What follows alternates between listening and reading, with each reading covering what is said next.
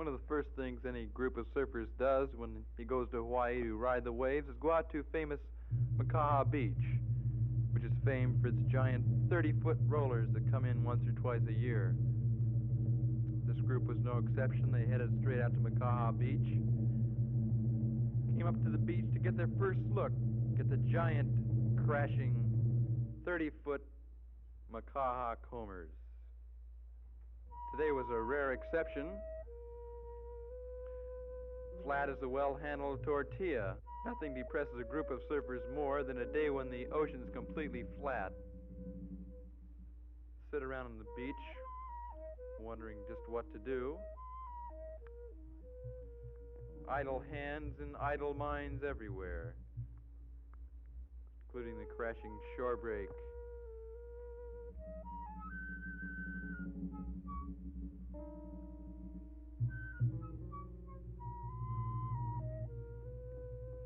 Kemp was the only one thinking, and he left the group.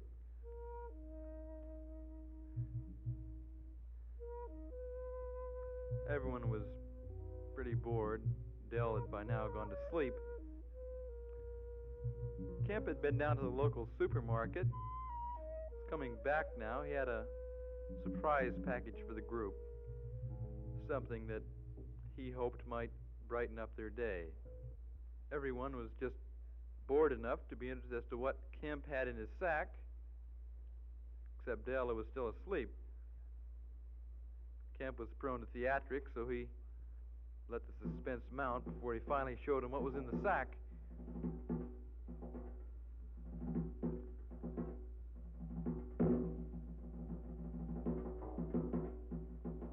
Freddie didn't know. Kemp knew it would work. Henry thought so. Doubting Thomas. They woke up Dell, sprung wide awake immediately. The Sandman had been to him.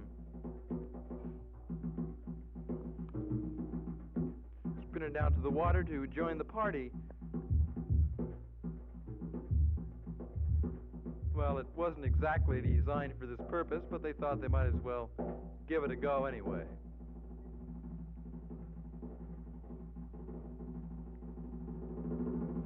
And lo and behold, it worked. In fact, it worked so well it almost drowned the whole group. Artificial waves now rolling through at Makaha. They were pretty excited. Went to the beach to get their boards. The next day they went down to the store and bought a whole case of surf detergent. Tried to sell it up and down the beach the next day for $40 a box. Nobody believed them. Camp on the first wave at Makaha. Tricky devils. And Mike Diffender for going across this one. A little choppy. Mike's been working on a new type of pull-out. He's going to demonstrate it for you. Here he calls it a reverse corkscrew type.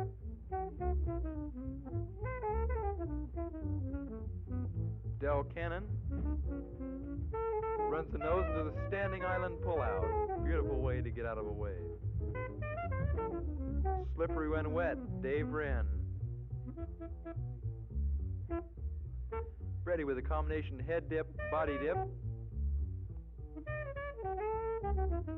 Dick Thomas underneath some white water. Gets the nickname of Iron Legs from going to things like that. Suction cups are his secret. Seagull Dewey Weber with one of his famous flying pullouts. The opposite extreme, a submarine type pullout right into another surfboard.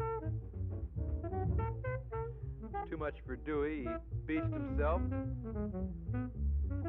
Waited for later in the afternoon when the sun came out. The surf got a little bit better.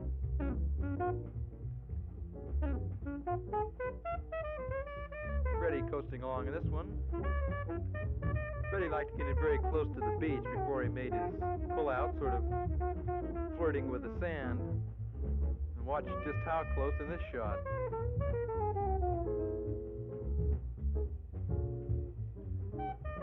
Dick Thomas really gets locked inside. Rabbit K. Kai, one of the top Hawaiian surfers. Rabbit's been at it for about 30 years. He's 31 years old.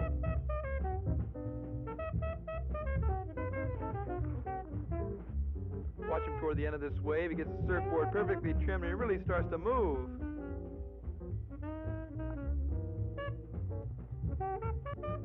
Bob Cooper with his own variation of a head dip. Bob calls it a little something different. He calls it a headache, and appropriately so. Speaking of headaches, here's a good way to get one. Al Thomas, right on the beach, riding the shore break at Makaha. Al gets the nickname of Tiny Brain from doing things like that. Dave Cole gets bounced. His surfboard gets jarred in the sand. Imagine Dave laying underneath it. Would have been 2 days, upper and lower half. Freddie with a midair collision. Didn't bother him, he was riding Kemp's board. Tiny Brain with a spin around.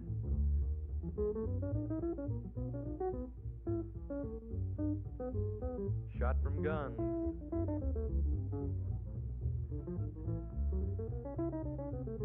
For variety, Dick Thomas tries it end over end.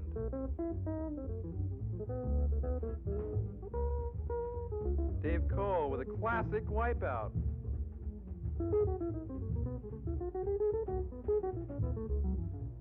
Ready with a head dip. Runs the ground.